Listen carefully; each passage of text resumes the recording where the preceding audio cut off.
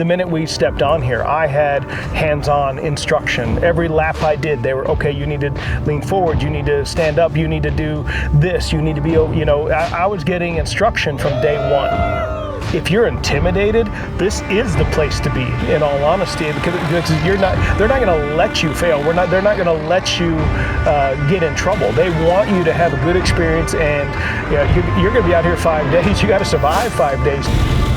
You want to be engaged in this, and all the guides are very engaged. I get instruction every step of the way.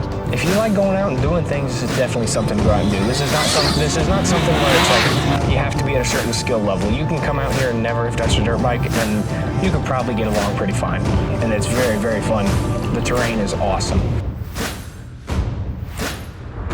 I've never been in this kind of terrain, and I feel like I'm succeeded. I've road biked, but this is very different for me, and so it's a different riding style, hands down. So it's like having just lessons every day of the week.